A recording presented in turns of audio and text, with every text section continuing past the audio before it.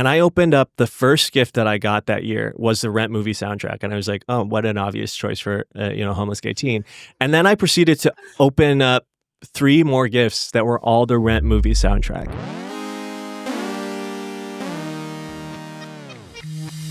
This is Good One. I'm Jesse David Fox, senior writer, Vulture, and author of Comedy Book. My guest this week is Joel Kim Booster.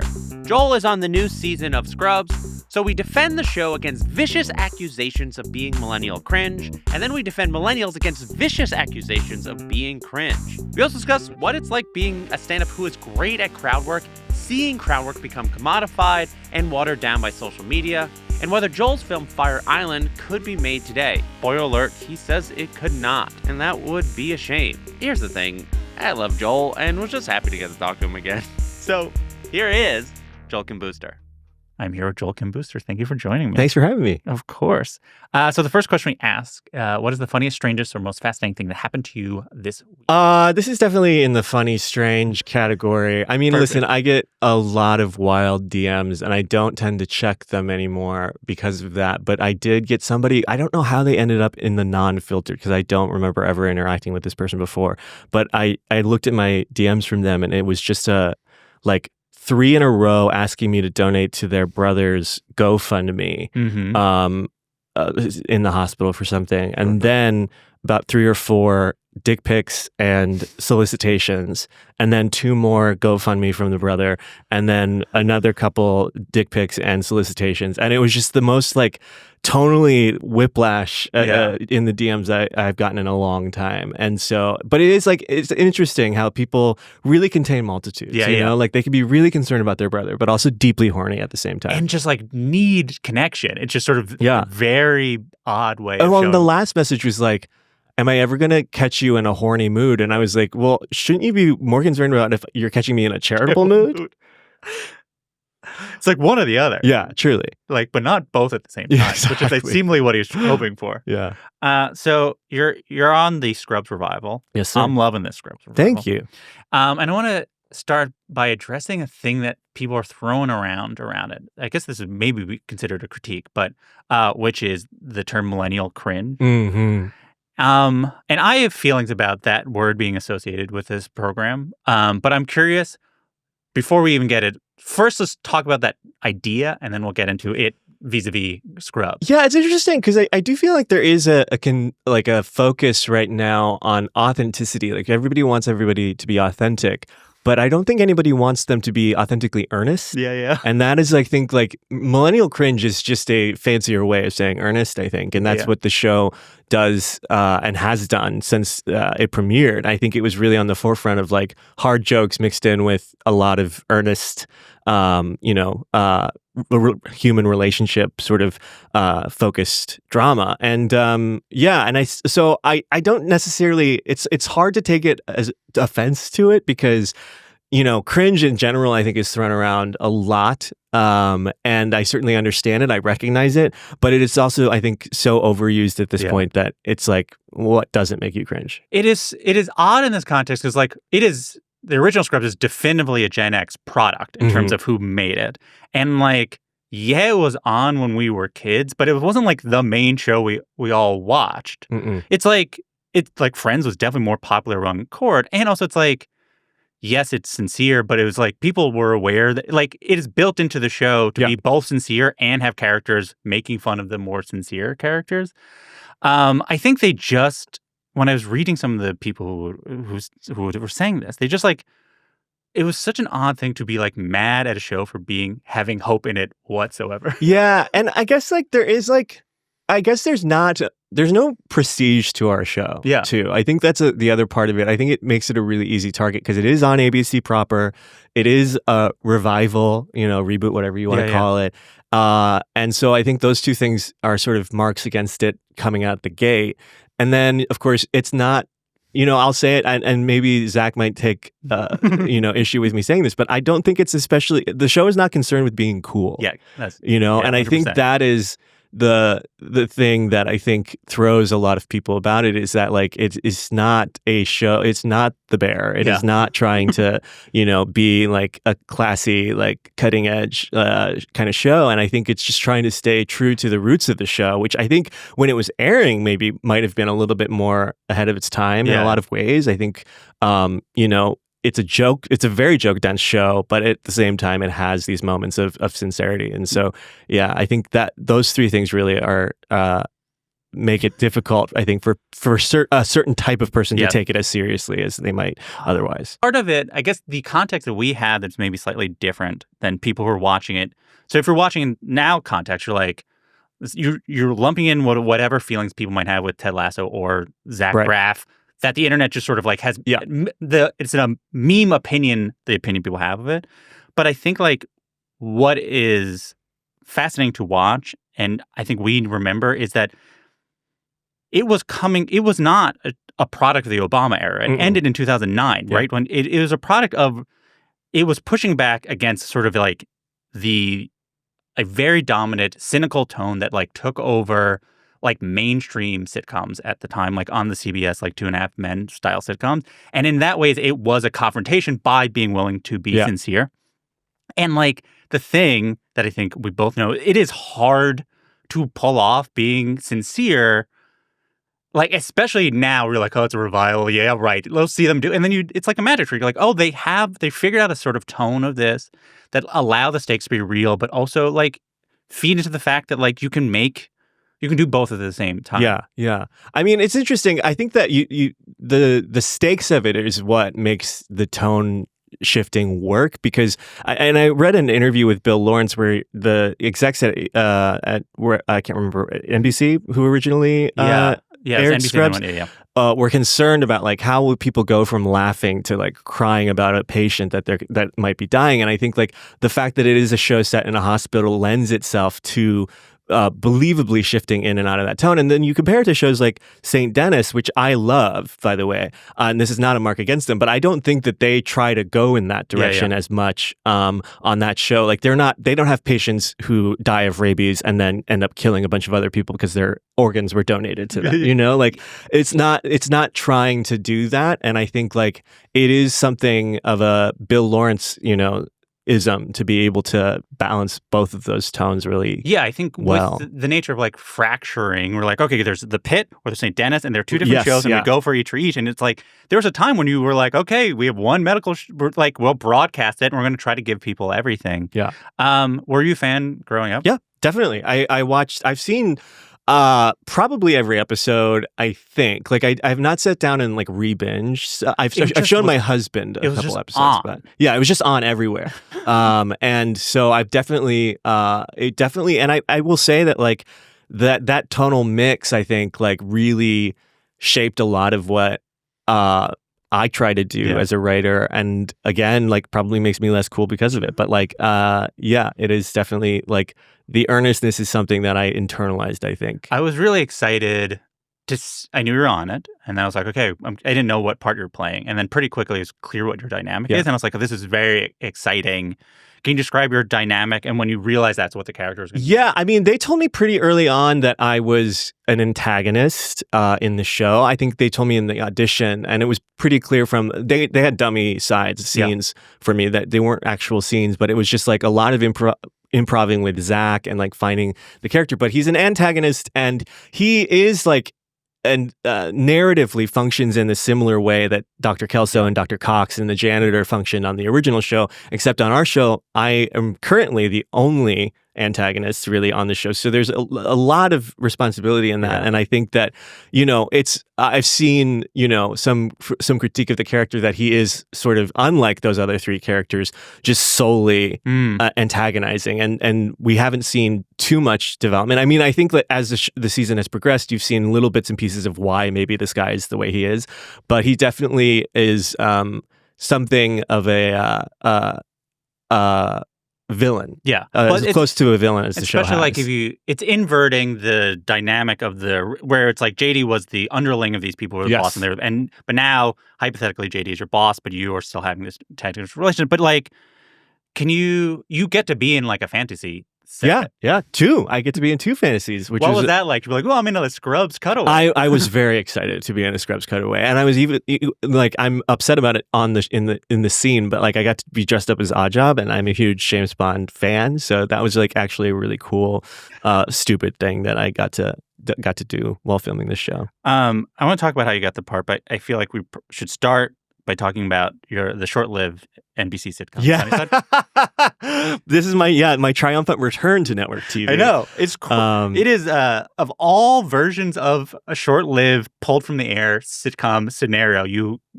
I did a hat trick. It was the lowest rated premiere in NBC history at the time. I don't know if anyone's beat us yet.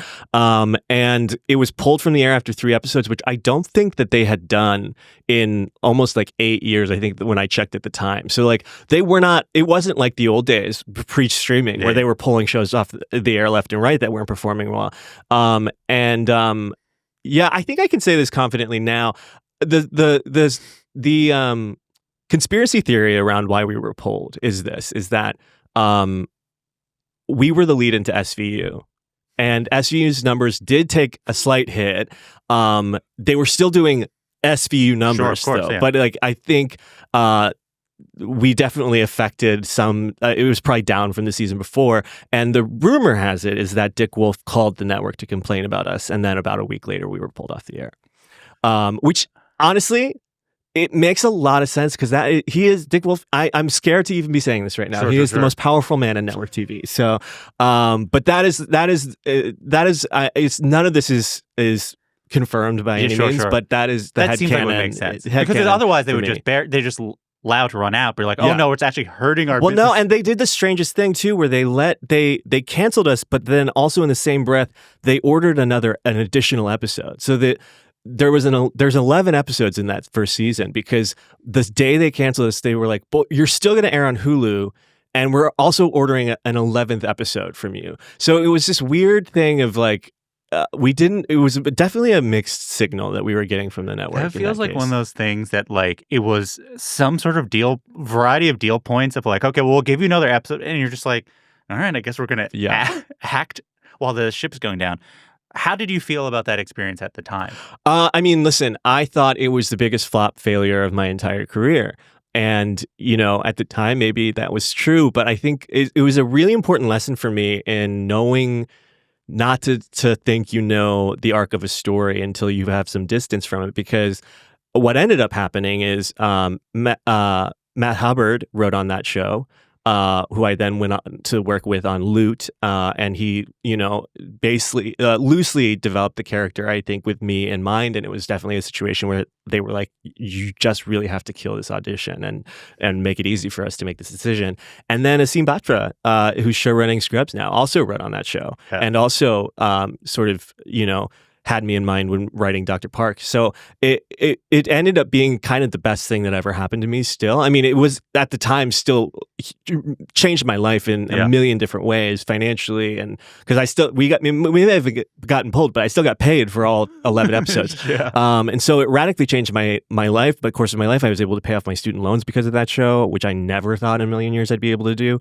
And it opened doors, because the catch-22 of working in this industry is that you need to be famous to get the part in a lot of times, but you need to get the part to be famous. So it is this like, once you're in, you're kind of in, and it made me seem more valuable, quote unquote, I think, to future shows like Loot and Scrubs. So, once you're on the list of people who've been on shows, exactly. You're like, we need who's on the list, and then it's like, oh, Joel's on this list. Finally, I'm on the list. It's like it's just like, how do you get on the first list? No one. That is the great mystery of Hollywood.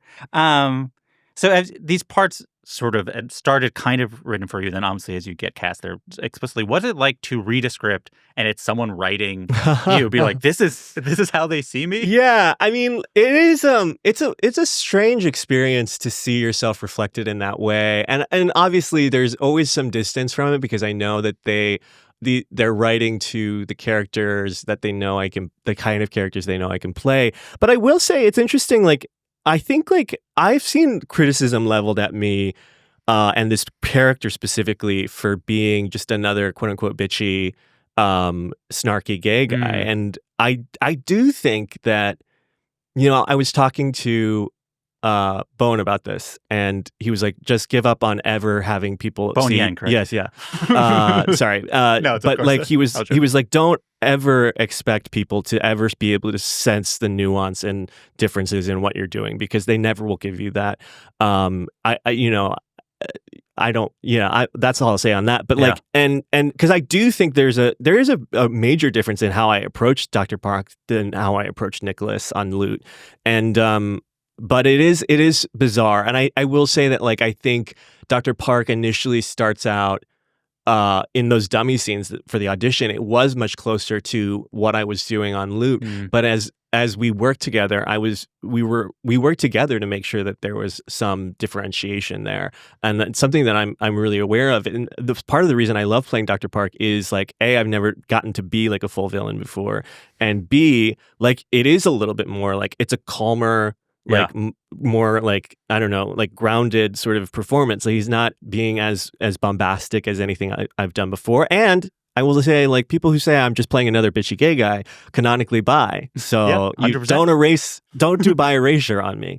Also, like, he is mean. Yeah. You just are gay. So they're like, that's bitchy. It's like, no, sometimes people are mean. Yeah, and it's not, I don't find him to be bitchy. That's the thing. I think he's acerbic and he's definitely short, but I don't find him to be bitchy. Yeah. I think that is, I think it's more they're just projecting. It's like, oh, it's like, no, for the most part, he's like, I remember being like, I didn't know what part you were playing. And I was like, you've aged into being a doctor. You can't be an intern necessarily. And it's like, you were substantial. Yeah. And not like quipping. You're busy. You are business. And if anything, you're like, you are JD, you think of as insubstantial and more quippy. And you're like, we're doctors here. Yeah. I think if anything, the only through line, I think, through Sunnyside to now Dr. Park is like, you know, at the time, and I think it's really hard for people to divorce this idea from me because it was such a huge part of what I was doing in this section of my stand-up career was all the characters are sort of self-aware of their own hotness. Yeah. And so, you know, which felt a little bit more cutting edge when I was doing Sunnyside than it does now, obviously.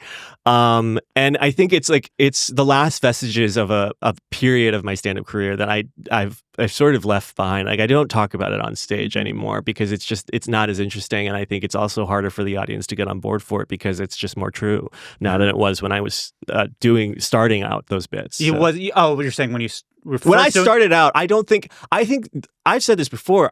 I think part of the reason the audience would laugh and go along with me when I'd walk on stage and be like, I'm the hottest person in this room is that I wasn't. Yeah. And like people would sort of laugh and go like, aha, isn't it funny that this guy thinks that he's hot? Yeah. And then slowly as it sort of reverse engineered a sense of self-confidence in me as I would just like, because I didn't believe it when I was first starting to do those jokes. It was just one of those things where I started my stand-up career going on stage saying like, aren't I unfuckable? Aren't I so undesirable? I can't get a date, et cetera, et cetera. And I found that was really affecting like my psyche in real life 100%. too. Like you can't go on stage every night and talk for 5 minutes about how ugly you are without actually sort of internalizing that a little bit.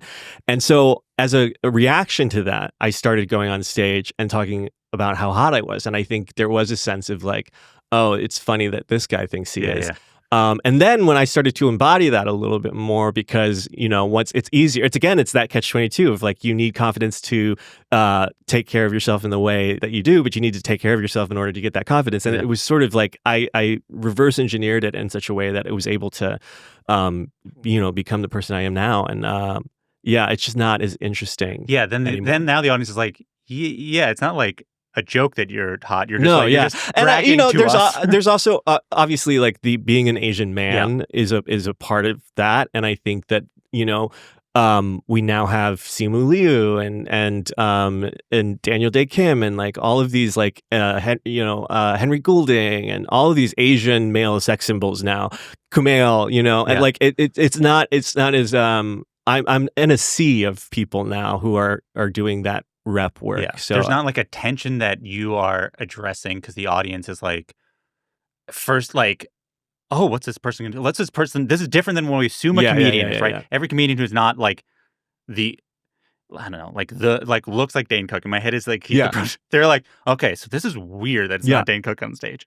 And then you're like, it's hot. It's like, oh, that's like subverting whatever we're expecting. But now you're like, you've been around. Comedy has shifted. Yeah. You are part of the comedy archetypes broadly. And that they're like, well, it's not really a joke or interesting that you're telling us you're hot. Yeah. We're just sort of like, yes, we are on the same page. Yeah. Beyond the fantasy sequence, like, what were you most excited to do in a way that you're like, oh, I'm like, it is a little bit like, not cosplay, but like, I'm in this world. Yeah, I mean, honestly, just playing a doctor in general. This is the first time I've done like something where I'm not playing face with an assistant, you know? Yeah. Like, and so, you know, it was exciting because I had never really gotten a chance to do like some of the medical jargon or like there's a real like sense of gravitas you do feel when you put on that white lab coat.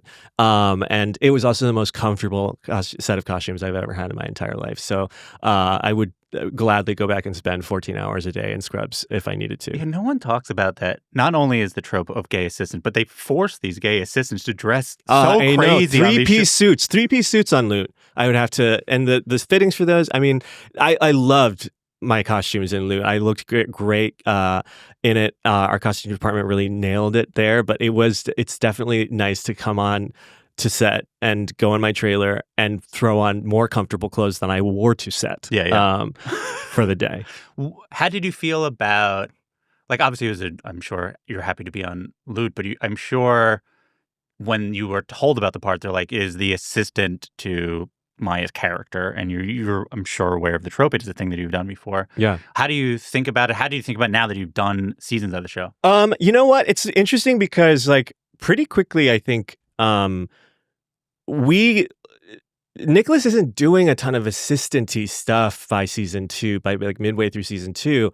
And I think like as it transitioned and as like Maya and I's chemistry grew, and it really became more so that Nicholas was her best friend, you know, in a lot of ways. And so I transitioned very quickly into a different kind of role on the show. So it never felt constrictive to me. It never felt like pat in a lot of ways, because they also let me inject a lot of myself into that character, or a lot of my comedic sensibilities into that character. So I was always having fun, and I never felt like painted into a corner where like it felt limiting. Like, listen, a lot of gay guys are assistants, and you know, it didn't necessarily feel like it was a hindrance by certainly not through season 3. Has it been announced if the show's coming back? It has not been announced yet. No. Do you have a sense one way or the other? I don't know. It's always hard to tell with streamers which way they're going to go. Do you have a very specific compliment of watching Maya perform? Like, what is it like up close? It's fearless, honestly. Like, it is so instinctual for her. It's like very much like she dives headfirst into every comedic set piece on that show and gives it her all on take one. And I think like watching her take big swings like is a real inspiration, because like, listen, not all of them connect, you know, like any great batter in the history of baseball, I can only assume. But like it was always a masterclass in fearlessness and sort of approaching these bigger. I mean, the first and only time I've ever stayed on set after being wrapped was to watch her film the Hot Ones scene in season 1. And just watching her process, like so much of that was unscripted, and so much of it was like in between the lines of what was, you know, like the work she was doing in between the lines was so masterful. And it's honestly like the highlight of my 3 years on that show was getting to work so closely with Maya. Vanessa Bayer plays the other kind of new major cast member. You knew her. Did you know her in Chicago? Yeah. We knew each other a little bit in Chicago. I had moved to New York almost, I think, before or just as she was getting cast on Saturday Night Live. And then I opened for her a couple times when she was on Saturday Night Live at colleges and stuff like that. So we got close, mainly closer because of that when I did that a few times. I'm trying to think. You have some scenes together, but is it just sort of like we actually, you know, it's funny. We don't have a lot of scenes together, and it's interesting. I can only assume if we get a second season, they'll address this. But like, her character is sort of the HR department of, you know, the scold in a lot of ways, and because we don't share a lot of scenes together, it's never addressed the fact that like so much of the behavior that she is policing from Dr. Cox and the Todd and all of these characters, I am doing like in my scenes. And it's, if she were around, I think it would have to be addressed. It's like we'll learn that you're actually like a ghost. So you're on tour right now. Yeah. And I want to talk to you specifically about crowd work. Yeah. And a more extended conversation about this world of crowd work that we've immersed ourselves in. But before we get to sort of the current state of whatever this thing is, you've been doing crowd work prominently for like as long as I've known you, really, as a stand-up. Do you remember when it started becoming a major part of your act?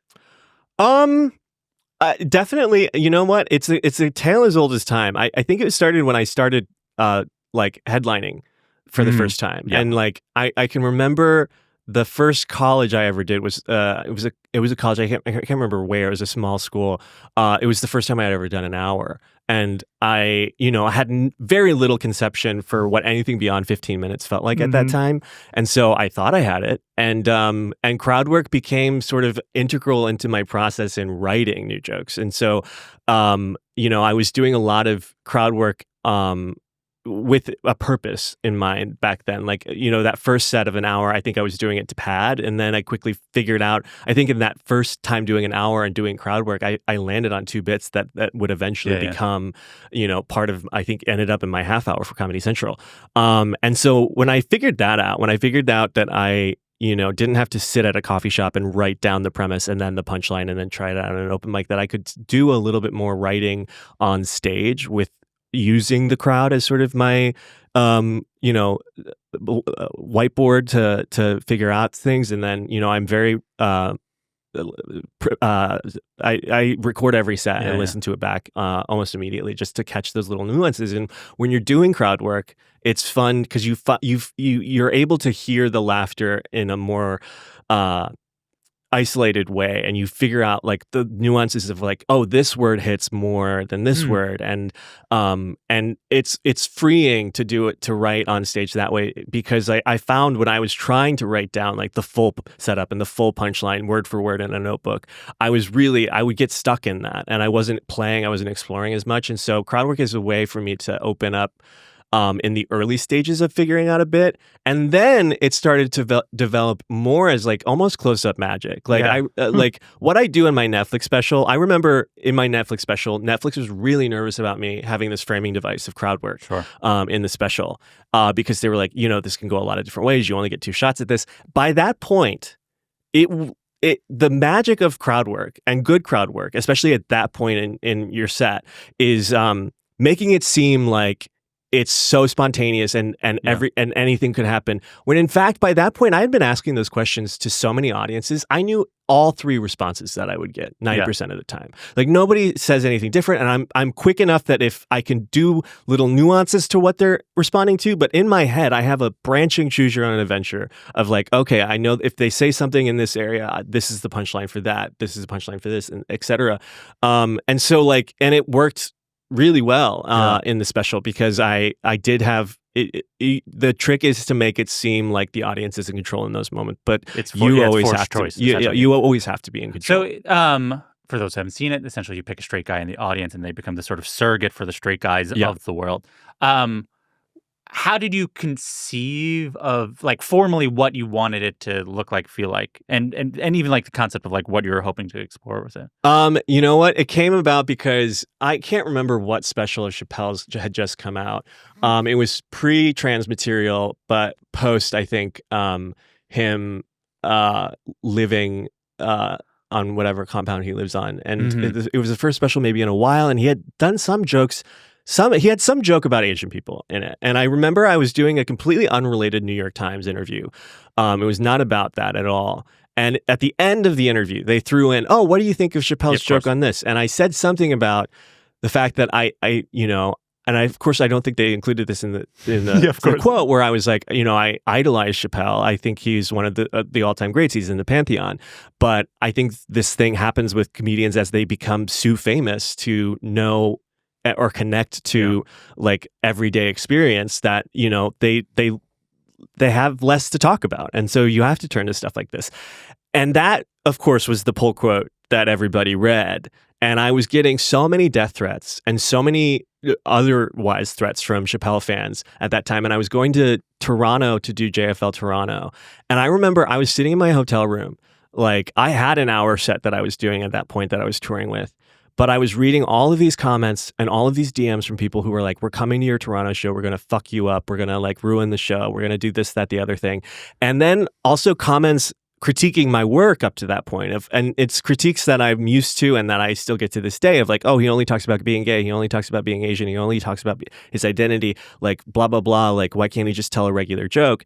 And I remember that night, I almost didn't show up to my show. I was so anxious about it. And I got there and I threw out everything. I threw out the entire set list and I sat there and I did some of the bits that I had been touring with, but that was the first night where I was like, hey, you, like, listen to these jokes, and I want you to tell me if you can laugh at this as a straight white man, or if this is too alienating for you. And that was like very, very much the genesis of that entire structure. Is me like in real time, like responding to this criticism that had been leveled against me since I did my first Conan clip, and Conan spot. And so it was at that point I didn't think it was going to become the sort of entire framework of my set, but it was just a genuine like fact-finding mission of like, do these bits work in isolation of my identity or not?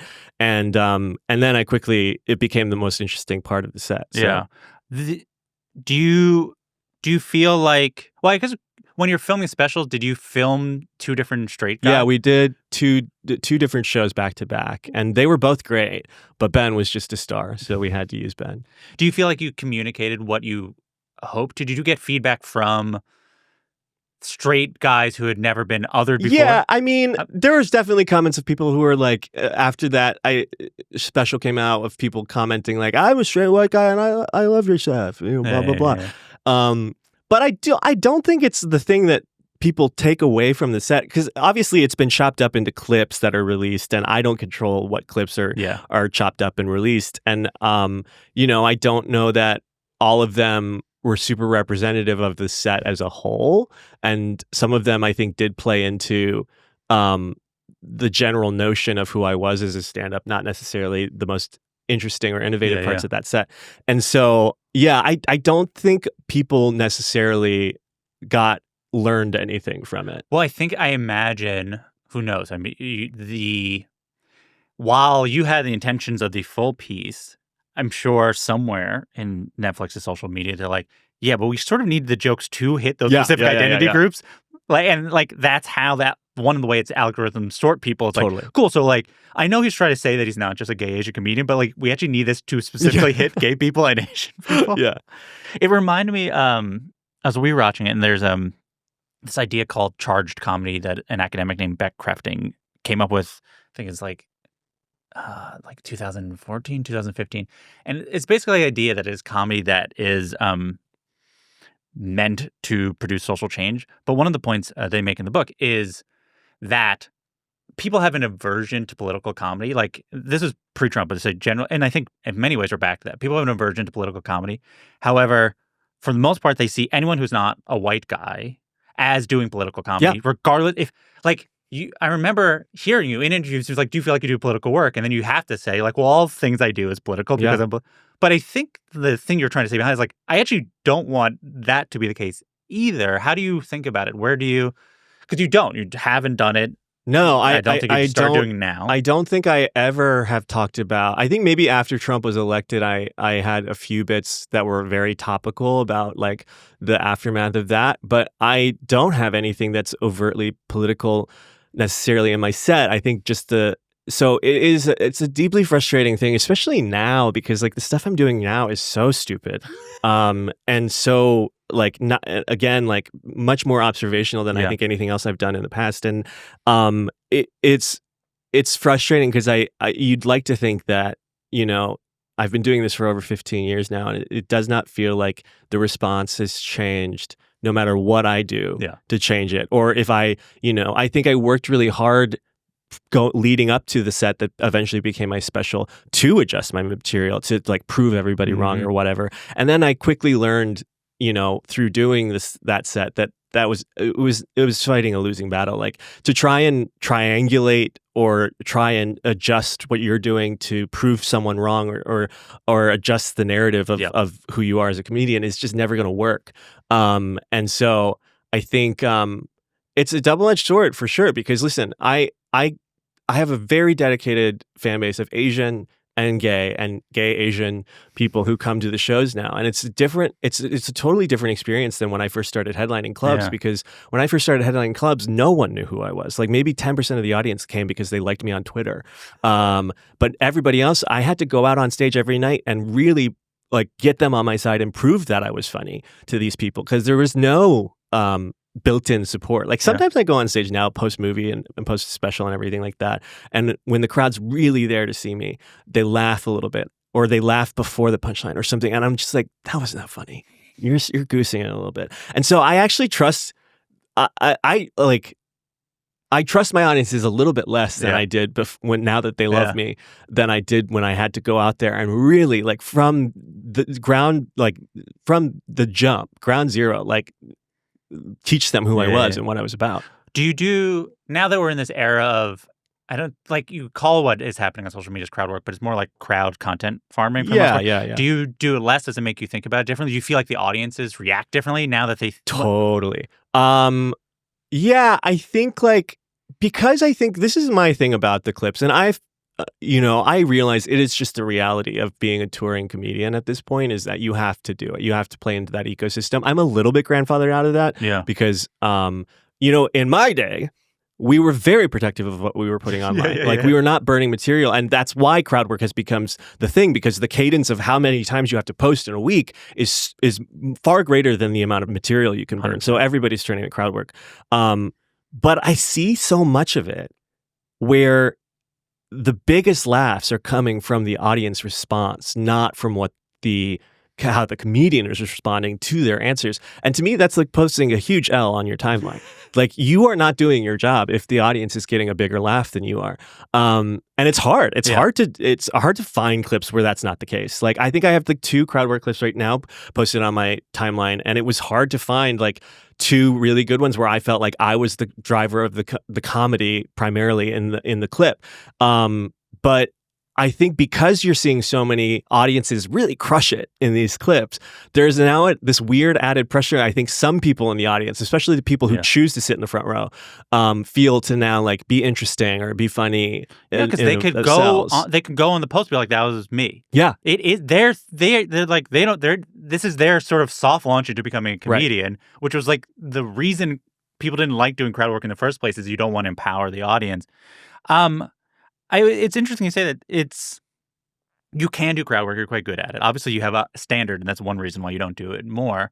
But I think there are some comedians. There's lots of comedians who post a lot. Yeah, you do not post as much as I think you could. This is not saying you should, but I'm just saying you could. And to a point where, considering that is what is happening, it is a choice that one is making. Why have you chosen to post as much as you post? Right now, because I'm on tour. Yeah. And like, listen, like it's very interesting. I think like, the economy is what it is. People listen, I would be hard pressed to find a reason to spend some of the ticket money that some of these shows are priced at to see me too. And it is this thing of like, if they don't have this connection to you now of seeing your clips on social media or seeing it a bit that's tested on social media first, it's harder to move tickets. It just is. And like, I think, I had a real come to Jesus moment with this tour where I was like, I guess I need to start doing the fucking posts. And so, I don't think it's the primary driver of ticket sales for me. I don't think that's the case, but I definitely think it's like helped. And so, I still I don't see it as a necessity for me, but I definitely think that it is like the way things are moving. If I want to have a touring career in a couple of years, like I need to build up a base of people that are following me on Instagram, not because they saw my movie, but because they saw a clip online of me. Yeah, it is. You're in this sort of interesting position of like, you kind of don't. You're like, part of you is like, I don't need it, right? And then part of you is like, it seems like it works, yeah. And then the best defense of losing audiences or whatever is like continually to sort of put things out there. There's no real win to it. It's hard to know like where it goes to, but I can imagine you're sort of like, this person's playing theaters. Yeah. Yeah. No, I mean, listen, it's a different world where like, back in the day, like I started headlining in 2016 because of my Conan clip. Yeah. 1 5-minute clip in late night. And I was 5 years or 6 years into doing stand-up at that point, and I was suddenly headlining these clubs based on that one credit. And like, I don't think you could have 0 credits at this point and sell out stadiums. Like it's just social media has changed the name of the game for a lot of people, and it's created this entire new ecosystem of comedians that don't need to have a big time credit to fill a room. So it's kind of been an equalizer in a lot of ways, and so I see that as a positive. But I also think it's feeding into some not great instincts of some people. So it's a double-edged sword for sure. You currently have your wedding video up. Also, congratulations. I was very, very uncertain about posting that, but yeah. So I want to read the caption because it conveys that. Posting this because it was the happiest day of my fucking life, and I wanted to share that. But the second somebody gets weird in the comments, it's coming down. Yeah. Unpack, because I saw it go. No one's gotten weird. This has been like, partly because you're like, please don't. Like, if you want the juice of whatever parasocial feeling you have, you need to be normal. Yeah. But like that, I saw that goes like, this is at least a day of thinking about if they want. Oh, for sure. So walk me through that process. Of deciding to post it. I mean, I've watched it like 27,000 times because I thought it was, we were really nervous, by the way, when we hired this videographer that, no matter how hard we tried or what our wedding looked like, it was going to feel like a Love is Blind scene or something, like really cheesy, really bad. And it might be cheesy. I'm sure some people watched it and thought it was, but I just wanted like people to see, like, I don't know, just share that day. Like I was really proud of that day, of what we accomplished with our wedding and how we felt. It was the best day of my life. And, I thought the video really captured a lot of the reasons why it was so special. And I did want people to share in that because I know that, like, people were interested and like, the response to the photos in the New York Times article that we posted, like it was like, it was a really like fun way to let people in on that day. But I also know that like I don't post photos of me and my husband a lot because I get a lot of weird comments and DMs about it every time I do, and I want to protect him a little bit from that. So it was a decision. I fully expected to have to pull it down in 12 hours. I was very happy to see it, but I know you well enough that I was like, this is nice to see. But I can imagine, like, I remember before, like, truly any of you were like a person anyone really would know. Like, so it's like pre like Bowen getting on SNL, really. Right. Like already I felt people having a parasocial relationship to like their idea of like what all these friends were doing. Right. And it has now obviously gotten to this sort of even bigger thing as like you all have now ascended. How have you wrestled with that aspect of like, okay, am I letting people in? Like, oh, Man and Bowen are in this and they'll think that they were at whatever. I mean, like, it's just sort of an odd. Yeah, like the Las Culturistas cinematic universe of characters that we've all assembled. Like the, what was then? Yeah, it's tough because, like, it was funny. I saw a comment somewhere where people were like mad that when we didn't record an episode of Las Culturistas during my bachelor party weekend. And I get the desire for that, and it's funny, but it is also like that weekend I was so unconcerned with social media or like sharing that entire weekend with the people who follow me on social media because it was just about me and like feeling loved and like celebrating with my friends, and like it became like it never even occurred to me that people would want to know what was going on that weekend. And so to see stuff like that, it is a little like jarring. To think that like, oh, like we can't, like, it's very weird now, like to be in a position where I know, like, I can think of stuff that I would honestly want you to cut maybe from this podcast because I know it's going to end up as a pull quote on some blog somewhere because it's, like we can't go on have a Las Culturistas episode without and say the kind of stuff we used to say as friends because we know that it's now Pop Crave is going to report on it like it's news. Yeah. So it has changed like the public facing nature of our friendships, I think, because back in the day, like when we were nothing and nobody, like it was fun. It was fun to like, you know, have these friendships that we weren't even trying to like create a parasocial sort of sense around, but like people sort of brought that to it, and it was like fine back then because, you know, whatever the attention felt novel. But now it just definitely feels like it could interfere with genuine moments of happiness in our lives. So yeah. I've always thought of you as somewhat immune to whatever this like craziness is, because like you are like you had the baseline of like stand up, like comedy clubs can do that, which is sort of a grounding that I think when that scene was sort of first coming up, the sort of new queer comedian scene, Brooklyn scene, it was like a lot of people from sketch, a lot of people from improv, like people from cabaret. This is nothing against that. It just sort of was this sort of moment, a lot of people singing on stage, and it was great. It was so exciting. Did you ever feel almost odd? You're like, I'm like also just like a regular stand-up? Yeah, all the time. I mean, back then, I don't think this happens very often now, although I've seen it in past tense. I was lumped in with alt comedians. Yeah. And I did not think anything I was doing was alt. The only thing that was it in an era in like the early 2010s where if you were a woman, a person of color, or queer, you were considered an alt comedian, even if you were doing structurally the same kind of joke as fucking, you know, Millennial at that point. I mean, that's the thing is like when I started doing stand up, the two people that I stole from the most were John Mulaney and Louis C.K. Like it was like those were the two comics. Those were the people were stealing. Yeah, from, exactly. Like I was doing it alongside all these straight white boy comedians at the open mics too, who were also trying to, you know, figure that out, which by the way, I think is totally legitimate. Like, I think it's funny, like when I heard like, there was in that period as we were coming up, like everyone was comparing every gay comic to John Early. Yeah. At that time. And it was like, well, yeah, they're still, because they're a year in. And the thing is almost every comedian, their first couple of years is cribbing a little bit from the cadence or the style of some other comedian, and it's just now there's more options available to crib from. 100%. You know, and so it's like, yeah, just let them cook. Yeah, there literally were like there were so few gay comedians. Then when there is some aspiring gay comedians, be like, well, I guess like we'll crib from the most successful one. Yeah. They're not gonna be like, well, I guess we'll ignore that and just go back to.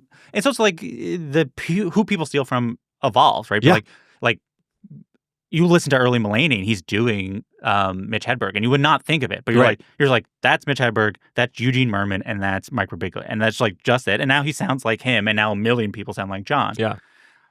But you were not doing like whatever this sort of like. I wasn't Julio. Yeah. I wasn't Julio, and that's the thing. Is like when I think of alt, like people who are really pushing the form and playing with the form, and not just doing anti-comedy. Yeah. You know, but like really like making you laugh, but in a way and in a form that like really felt like new and fresh and like innovative. Like innovation. When I think of innovation in comedy, I think of Julio. 100%. And like, yeah, and so it's like you know, flattering to be lumped in with people like that. But again, like I wasn't, you know, remaking the wheel by any means with what I was doing. But imagine now the benefit is like, okay, well now, like no matter what happens in your career, you're gonna always be like, I can do the job of being a comedian. Yeah, no, I mean, I just said this to somebody else recently, but the reason I still like, listen, it does not pay my bills. It is not the thing that's bringing in the most lucrative amount of money for me in terms of everything that I do in this industry. But I return to it and want to return to it for as long as it seems interesting for me to return to it, because, you know, like when I get a script sold or when I make a movie or when I'm cast in something, you know, there is always going to be a subsect of people who think it's because of DEI or because it's diversity push in Hollywood, et cetera, and that I didn't deserve it, and that it's only, you know, because of wokeness that I got where I am in Hollywood. But the thing about stand-up is in that moment, the immediacy of stand-up, in that moment on stage, I'm either making the audience laugh or I'm not making the audience laugh. And I'm sorry, but people do not force themselves to laugh for an hour sustained. Maybe a couple jokes, you'll get that, but not for an hour straight. And in that moment, stand-up becomes this great meritocracy of like, you're either making them laugh or you're not. And when I'm making them laugh, you can't tell me shit. Yeah. Like it is the most affirming part of, like, I have no self-doubt in that moment of the crowd laughing. And so it's this thing that grounds me back and reminds me that, oh no, I am good at what I do. And so I will, until I run out of things that are relatable or interesting to say, I want to keep doing it. And I hopefully will have the good sense to know when that happens. However you want to answer this, how much money do you make or how much money do you have? I don't know how to answer that in a oblique way. I am more comfortable than I ever expected me to be, and I've had to reset the goalposts in terms of both success and financial stuff a couple times, because again, like, I never expected to pay off my student loans in my lifetime, so it never occurred to me that I'd be able to buy a house, or own property. Like, that was like something that I think like was sort of out of reach for my parents and my family. And like, certainly, not a lot of people in my family do. And so it was like, that is, so yeah, that's the answer, I guess, is I own a house, which not a lot of millennials are going to be able to do. 100%. So that's a good answer. Thank you. How has being happily married changed your comedy? You know what? It fucking hasn't. And that's the most frustrating part about it, is that when I started, because when I met my husband, he was the first like boyfriend that I ever had. I never had material about being in a relationship because I was never in a relationship. And I thought, oh, this is going to be great. Because we started dating right around the time I filmed my special. And so I was like, I'm going to need more, I'm going to need new material. So this is great. And because our relationship has been, generally speaking, uncomplicated and really healthy and really loving and awesome and makes me so happy, it's unfortunately not the best place to write comedy from, is being really, really happy and content. And that has continued on into marriage. And so he is not the joke generator that I thought he would be. And that's the only frustration I have with our marriage, is that that I'm not inspired more to write bits about it. Do you think monogamy is actually the thing that generates comedy? That's interesting. No. But that's an interesting theory, certainly. You've talked about like you're doing more observational and sort of sillier stuff now. And you have, I think, one joke in your last special where you sort of allude to that you're diagnosed bipolar, and you have that bi joke. You have not talked about your dad passing on stage. No. Is that a thing I'm just curious. It's like, there's some comedians who in their post go, this is my time to like really. Yeah, no, I mean, there are definitely dad jokes in this new hour that I'm touring. There's one, again, sort of vague reference to being bipolar in the new hour too. But again, like, I go where the comedy is, and I don't try to force it. And so I don't sit down and think like, okay, what parts of my experience as a person with mental illness are interesting conceits to mine for comedy. Like, it really is like, again, like, it has to be generated from a really natural place for me to be able to write about it. And that's like, it makes me a slower generator of material. Like, I'm not Sam Morrill with my like Google spreadsheet of all my fucking hundreds of bits that I've written in that day. I'm just not as prolific as that, and I never will be. So yeah, it has to strike me, and it hasn't necessarily struck me in ways to like build my Edinburgh show around it yet. It is funny to imagine a comedian be like, what aspects of my mental illness can I destigmatize? Oh, I could destigmatize this aspect. Yeah. When you were last on my podcast, we were talking about your gay dad's joke. You're married. Mm-hmm.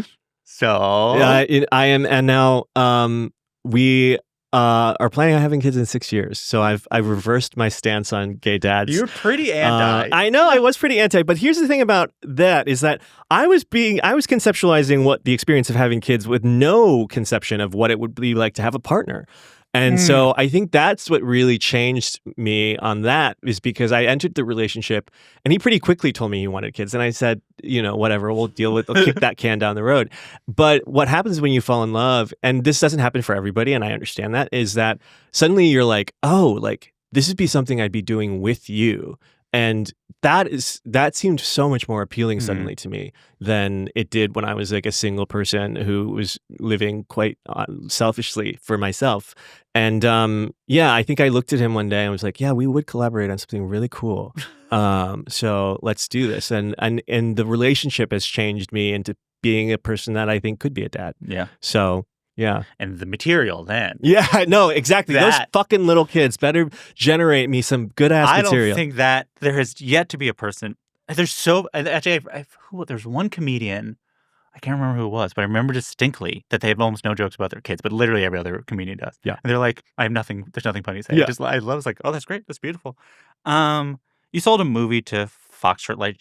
You sold a movie to Fox Searchlight in 2024. Yes. Considering, do you think the movie's gonna get made? Where are you right now in terms of the likelihood of it? So we've attached 2 people to it. Whether it'll happen at Searchlight or somewhere else remains to be seen. We hope to start shooting it this year or early next year. I'm really excited about it. It's very different from Fire Island. I think it's definitely like exercises a whole different set of muscles creatively for me. But yeah, it's like I was really spoiled with Fire Island because of the way it was developed at Quibi first. And then we were able to go to market with a pretty, noted to death script already. Yeah. And so it was primed and ready for purchase. And then because of Bowen's schedule, we had to move really fast in shooting it. And so that process, I mean, from like, it was, God, it must have been like 4 or 5 months from selling it to going into pre-production, like seriously. And so that spoiled me a lot. Yeah, and this timeline of like, it's been a couple years, and that is deeply frustrating to me. But honestly, like I tell that to other filmmakers and they're like, oh, that's nothing. Like, that's why I asked. I like literally it's this 2 years in, you could be often people be you literally. It was announced in 2024. I will say I sold it in like probably less than a year after Fire Island came out. So it's been longer for me. That announcement actually was like an act of charity by Fox Searchlight because it gave me like, oh, like finally I hit this milestone of like they'll announce it. Yeah, and so like, oh, it's moving. They're slightly more on the hook. Yeah, slightly more on the hook about it. But do you think Fire Island would be made today? No, absolutely not. I know that for sure. I got in under the wire, I think, in a lot of ways with that movie and the interest around it. And maybe it might get made. I don't know. I think it's hard to say, but I definitely don't think so. I think the industry has gotten a little bit more sheepish and apprehensive about content that is not would not appeal to the biggest market share, which is straight white people. Mm-hmm. And and so I've seen that and felt that. In a lot of different ways, and I definitely think that it would have been a different experience trying to get that movie made today than in 2021. Yeah, you can imagine the notes you now get are like truly terrible. I mean, yeah, I read what the Heated Rivalry guys went through trying to make it in America versus making it for Crave, and I can't imagine what we'd even get to the notes stage with Fire Island today. What Fire Island scene are you most proud of now? There's 2. I'm really proud of comedically. I'm really proud of the heads up scene. I think you remembered Alicia Vikander, but you couldn't remember Marissa Tomei is one of my favorite written lines from that scene because there's a lot of unwritten. Yeah. There's a lot of lines in that scene I did not write that I'm also very kudos to Matt and Tomas for creating that, making that scene what it really is, and it's probably the most viral scene from the movie too. But the other scene I'm really proud of is the scene with me and Bowen in the bathroom where it's this come to Jesus moment of Bowen saying like, yes, we share this one experience of being gay and Asian, but your experience navigating this space is much different than mine will ever be. And I think it was a necessary scene to include in the movie because otherwise I would have seemed insane and out of touch and blind to my own privilege. And but it was one of the first scenes Bowen and I shot together. It was a really difficult scene to ask Bowen to do in the first place. Like I looking back on it, I actually think it's kind of crazy that I even wrote it and expected him to do it, and then Andrew expected him to do it on like day 3, to go to that place emotionally. But I am really proud of that scene. I'm proud of both of our performances in that scene. I'm proud of the writing of it, and I think it is probably one of the most necessary scenes in the movie. What was your favorite scene to film? Or you remember most film? Definitely, I think like any of the scenes that we shot actually on Fire Island. So any of the exteriors of like the Ice Palace, the underwear party, that was our last night. And I remember all of us being in really like goofy, fun moods because we were shooting until like probably wrapped at like 4 a.m. that night. And then went immediately to a red eye to come back to LA. And so I was delirious that entire time. And it was really like, it felt like we were all, summer camp was coming to an end. And this really great experience, like the best experience I've ever had professionally was coming to an end. And so it was bittersweet, but it was also like a celebration too. And that's, definitely some of my happiest moments. It this morning. And the thing that I laughed the loudest at was, so early in the thing, you guys are being funny, and then the guy goes like, "You guys are so funny," and you're just like, it's like, do you know Amy Schumer? But the funniest part is much later, the callback where he goes, "These are the Amy Schumer guys." Yeah. That's it. And it's funny because, it got people. The accusation was leveled against me that I was mean to Amy Schumer in that moment, and it's not. That's not what the point of the scene was. It was not making fun of Amy in any sort of way. It was calling back to a very real experience that I have had coming up as a stand-up, where I would tell people what I did, and then they'd go like, "Oh, I love stand-up. I love Amy Schumer," and it was just the ubiquitousness of like. Most people who are not comedy nerds can name maybe 5 or 6 comedians. That's what I say. That's it. They are the people that get nominated for the Grammys. And it was honestly like Amy being in that pantheon of the 5 or 6 people that would constantly be brought up, especially by gay men, is like it's a boon. Like I think like the fact that she is a reference point for all of stand-up comedy for a lot of people is like nothing to sneeze at. So. And it was more so making fun of gay guys' lack of reference points than it was anything to do with Amy. Nothing to do with Amy. Because that's not what the joke would mean at all. These are people that don't know anything culturally. So why they wouldn't pull Amy Schumer as a specific example? It just was exactly the thing of that people were used to say to me all the time. Yeah. Who are you jealous of professionally? Wow. I probably Julio the most. I would say. Like I think like Julio has been given as a kind of latitude creatively that is really hard to come by in this industry.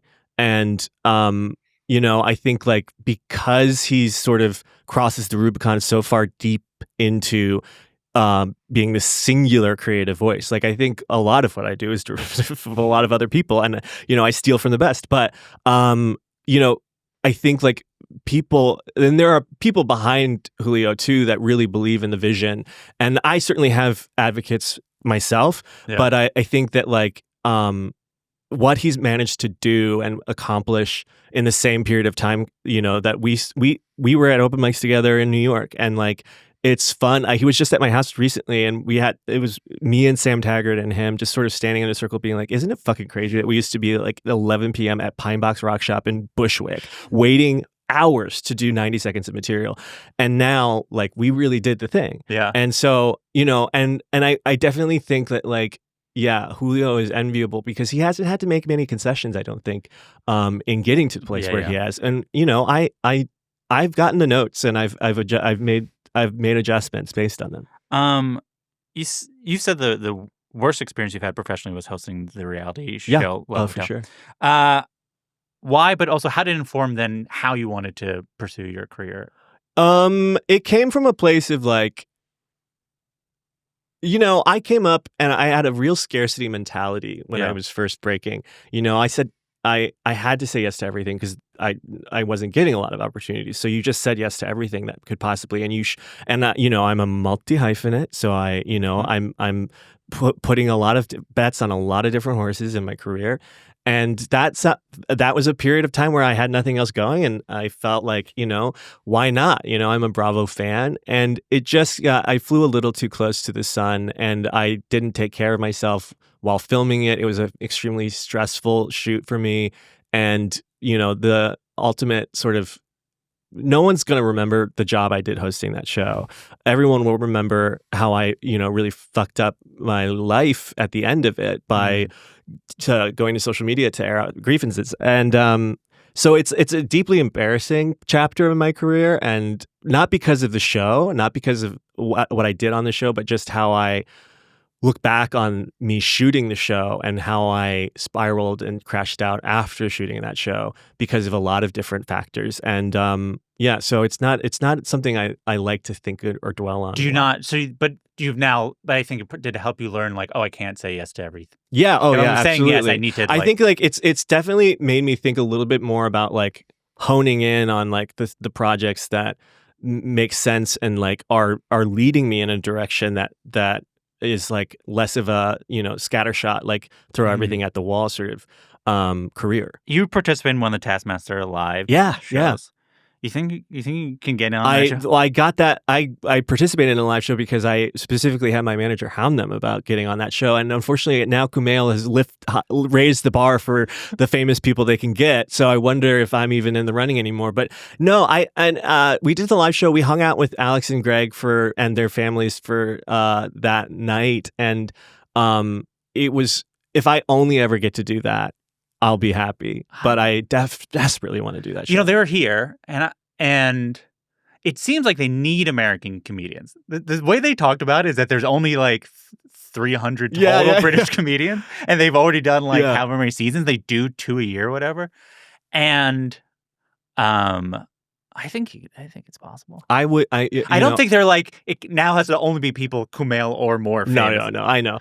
But I do think, I think that once they realize, I do think the Kumail thing, like, what is the bar that we have? Exactly. But I know a lot of people that have reached out to them too. So Lisa Gilroy and I talked about this. We're both big Taskmaster people, and I think like Lisa probably will get on before I do. But it is like definitely something that is on the professional bucket list for sure. The other that what's your dream superhero movie situation? Speaking of Kumail. You are I'm a big comic book and a Marvel fan. Rivals addict. Unfortunately, it's ruined my life in a lot of ways. I think I would like to do something not in the big tentpole space, but something a little bit more in the ground level, street view, like Bat Family world, like like the Matt Reeves Batman, I think is a pretty good. It is obviously a huge, tentpole like blockbuster film, but like I think like something. I'm trying to think of a good example of something smaller scale, but I mean, like I imagine I can see you aspiring to like Kristen Milioti on the Penguin. Yes, that is exactly what I was trying to think about. Something definitely like that. That does feel like cool. Because like I imagine like if you're in a Marvel movie, which I'm sure there's joys of it, it is also like literally you live in wherever's film, exactly, and you're sitting around and you're like go stop, and then you're like there for another week and do it. But like Kristen got to like do a lot of acting. Stretch a lot of different muscles in that show. This question, as you can see, just says you should write a book. I am. I know. I think you have to write a book. Yeah. Tell me about this book. It's gonna be a book of essays because I don't think anyone needs a memoir from a 38-year-old. It's again, it's that thing of having distance from your life, and so it's mostly essays that talk about my relationship with my dad and early days of stand-up. It does get into a lot more of the nitty-gritty of what my experience of being bipolar has been like. And so it's different. It captures different moments in my life, but usually pretty early, and it's not necessarily exploration of my entire life, but I'm still in the process of writing. It's going to be an essay collection, so it's easier to sort of write it in chunks and do you have a sense of fraction. when it might come out? Are you allowed to say that? I don't know. I don't think I know. I my deadline is December, but we'll see if I make it. So I know you're a big David Rakoff head. Yeah. I'm big. Huge. David Rakoff Huge. I always say, like, I point to Fraud as like the biggest inspo point for me in writing this book. I was literally just telling my coworker that I was like, I need to lend you have you read it? He's like, no. I was like, you got to read it. his death is like one of the most impactful celebrity deaths ever because I was like, oh, he's to me the greatest mind at that time. So which leads me to, and I feel like his essay about Rent is like a great for people who have read it, like a good litmus test for how people feel about how one should pursue art professionally. Basically, for those who haven't read this very specific essay about the musical Rent, David Rakoff did not like it because it was like he felt these people were entitled and like they're like, why should these people just get to live for free? They're artists, and also they were never working. Yeah. And there's every few years you're like, wait, but shouldn't people? Yeah. Where are you currently with the musical Rent as a allegory for how an artist should live? Oh my God. As a way of seeing how you feel like what you feel like your artistic I think of Rent as a period piece, you know, like I don't think it speaks necessarily or needs to speak to the current political or socio economic landscape that we're currently living in for it to be a really effective piece of theater. And I have so much affection for that show, but I completely understand the comedic angle that David Rakoff was writing from. But I mean, you have to understand, like the first year when I moved out of my house when I was 17 for the religious gay stuff, butting up against that. The first Christmas out away from my family, I spent with a friend's family, extended family, and the mom, surely, alerted the extended family, like, we're bringing a homeless gay teen to Christmas this year. And it was the same year that the Rent movie came out. And I opened up, the first gift that I got that year was the Rent movie soundtrack. And I was like, oh, what an obvious choice for, homeless gay teen. And then I proceeded to open up 3 more gifts that were all the Rent movie soundtrack. And so I ended up with 3 or 4 Rent movie soundtracks by the end of that, which I obviously already owned. Yeah, 100%. But it was like, and so I think when I think about Rent, I think about that, and I think about how emblematic it is for a lot of people of the experience of a gay artist or queer artist, and they're not wrong. I mean, they nailed me with the interest point, but Do you think they should have? Do you think they're being whiny, or do you feel like they? Where do you stand? Do you agree with David Rakoff at this point, or not? I think I'm probably a little bit more, column A, column B in terms of like, were they justified or were they not?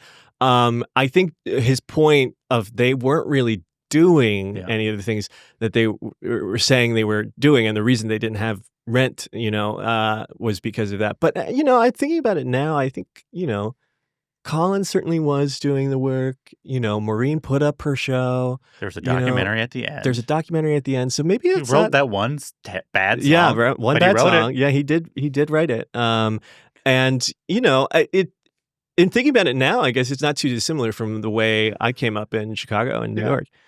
So now it's time for our final segment. It's not really a lightning round because you don't have to answer these questions quickly. These are just questions at the end. Have you been watching season of Drag Race? Yeah. This will air definitely after it comes out, so we will look stupid. But what do you think? What do you think about who won, whoever it is? It's such an interesting season. I actually find it one of the most likable casts in recent memory. I think in part because they're a little bit older. And they're all really self-possessed and really confident, I think, for the most part. And that makes for maybe less interesting tension on a reality show, but it has made for a really delightful watch because they all know that they're good at what they do and, don't seem bothered particularly by the competitive aspect of the show. But that being said, I think it's Darlene's to lose at this point, which I never would have said at the beginning of the season. But I think that she has won over Rue. I think she's won over the audience at this point, and I think we don't know what lip syncing will look like from her yet because she hasn't lip synced. So I think like it's Darlene is the one I think has the most interesting narrative arc to win. It's almost like they're going into the finale wanting her to win. Yeah. It felt like in terms of, because like who was getting the winner's edit this season other than Juicy or Jane, honestly. And then they both went home. And so I think like it's almost as though they were taken off guard by that because they haven't tipped it in anyone's direction except I think arguably Darlene's a little bit. Now in retrospect, you're like, because I was like, oh, this season's really like a race for who's going to win Miss Congeniality, right? Yeah. And then you're like, wait, but what if Miss Congeniality friend who's like, that's actually what if she's going to win and Jane's going to win Miss Congeniality because she helped everyone do it? Yeah, I don't know. I've really enjoyed this season. Watching this will be like, yeah, we all know that somehow Nini Coco won. Do you feel like you have any different perspective on AI to offer? No. Great. Do you have a favorite joke? Joke? Of mine or somebody like else's? Like a street joke. Oh, like a joke. Oh, like a knock joke or that something counts, along those lines. You know what? I just understood why did the chicken cross the road to get to the other side. I literally did not get the double meaning in that joke. Wait, what's the other meaning? Because I thought like it's just like to get like to the other side of the road. But it's if the chicken is crossing the road, it's going to get hit by a car and go to the other side. So here's the thing about that joke. That is brilliant. And I think you are correct. If I didn't know the history of that joke. Oh, there's a real history to this joke? So this is actually like, I now have to, these are both true things. So I want people to have that knowledge and skip over 20 seconds to know, so you don't know what the real thing, which was like the joke dates before cars. Wow. So that joke is a minstrel joke. Wow. And it was, I believe, like in a series of a type of joke to, like as minstrel shows do, to just be like these people are stupid or whatever. Right, like it's nonsense. Like it's just sort of nonsense. And like, so it's not anti-comedy as we think of. It's like anti-comedy where the comedian's in charge as much. But it's like, though I imagine as the joke has evolved, there's ways in which it's been playing with. And I'm sure there's like, it became an inside joke for Black minstrel performers to make fun of what they think white audiences think, whatever. Yeah. There's all to say. But your way of saying it is makes the joke really fun, like in a way, and I felt so dumb for never catching on to that. It is so crazy. It's like truly, we've all known this joke for forever. Yeah, and then it's like I have not heard that interpretation, and you think, I'm thinking about death all the time. Yeah, it's crazy. Do you have a short story of an interaction with legendary comedian, living or dead? I mean, there's a bunch that I could tell about Margaret. There's a bunch. I think like maybe, Adam Sandler. The first movie role I ever had was in an Adam Sandler movie on Netflix that I cannot even remember. The Week of, yes. And his Robert Altman style movie. Yes. And I played just a airline attendant in the film that wheels out his uncle in that film. And I remember in between takes standing next to Adam. And I was like nervous. It's the first time I ever met him. And he just turns to me and he goes, you're a comedian? And I go, yeah. And he was like, do you curse a lot? And I went, yeah. And he was like, I guess everybody is these days. And then that was the only interaction that we had the entire shoot. That's the only conversation we had. So and odd. it was he's like his stand-up was like the filthiest stand-up of it. Yeah. I don't think it wasn't a judgmental thing either. It was just, I think like, I don't know where his head was at that day, but it was the only question he asked about my stand-up was if I cursed a lot. Fascinating. Or he might have said cussed a lot. I don't remember. The word was it was not. I don't know if this is speaking terms out of school, but I remember when you were in it, I asked you about it and you said he seemed really busy. Yeah. I mean, maybe.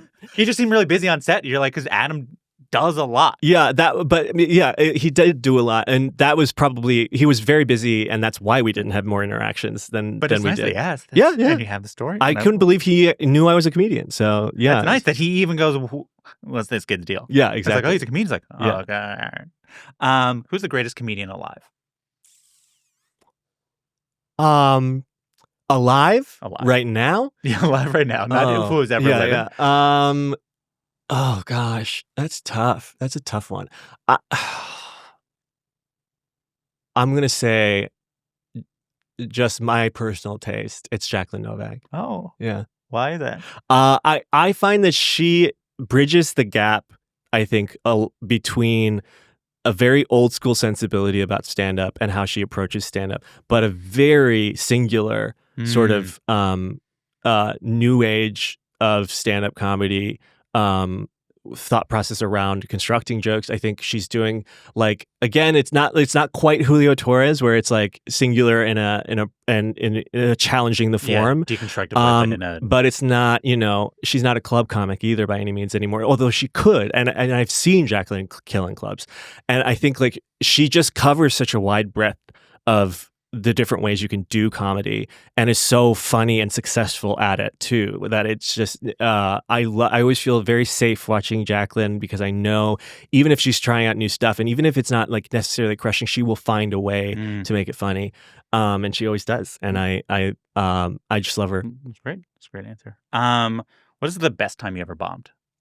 You know what, I've only ever bombed bad in a headlining set. I think there's definitely been like, bar sets and things like that where I've not done well. But it was the week leading up to the 2016 election, and it was in Arizona, in Phoenix. And my closer or my feature that week was just somebody who the club had picked. Like I was set up to fail in this situation because I was a last minute replacement for the comic who was supposed to be there that week. And I remember sitting at the bar before my first show, and the other comics tabletopers were still, and his picture was still all over the bar. And the guy ordering a drink picks up the tabletopper, looks at it, and shows it to the bartender and goes, "This guy isn't too much of a faggot, is he?" And our bartender, who knew it was me at this point, was just like, "Oh no, like actually we have a different comedian. So he's not the one performing tonight." And she didn't know what to say. I didn't know what to say. And then I just knew walking on that stage it was going to be bad. And it was me eating shit for 7 shows, Wednesday through Sunday. And it was a nightmare, but I will say it did bring me one of my favorite jokes that I did in my on my album and in my Comedy Central special, which is the woman in the audience who shouted out after I was talking about being gay and adopted that I wouldn't have been gay if I'd have been breastfed. And that was maybe the biggest laughs I had the entire week, was me engaging with this woman for about 20 minutes on like what she was talking about, and just like and that again is an early example of like crowd work really working out for me. But again, I think she was being a little funnier than I was in that sense, that she was just being nonsensical. But it brought me that joke, and it definitely was maybe the only bright spot in that week. But yeah, man, when I'm very blessed to say I'm not eating shit like that ever since. So, do you have a joke that you thought at the time was really, really funny but people were like, "No, that's not funny," or didn't work in front of audiences, but you'll go to your grave being like, "You know what? I was right. They're wrong. That's funny." Yeah. You know what? I used to have examples of this like ready to pull up at a drop of a hat, but I have one about how I find pigeons to be self-important, that it hits about 10% of the time, and I find it to be like exactly in the lane of the kind of comedy I want to be doing right now. And it just is a little too cerebral maybe, or it just requires a little too much buy-in from the audience that I haven't figured out where to place it in the set where it will be understood or funny enough to people. Is it because of how they stand? No, it's I find birds in general, the way that like the joke is essentially that like when I am standing outside doing nothing and a pigeon next to me flies away in fear of me, it is obnoxious to me because it's like, I wasn't even thinking about you. You wish you were on my radar, bird, but you'll never be something I care about. I would never even think to come to you because I don't think about you. And it goes on for a while. I think that's good. I also do, but again, 10% success rate is not high enough to reliably put it in a special. Just of me, and I'd be like, do it again. Thank you so much. Thank you for having me.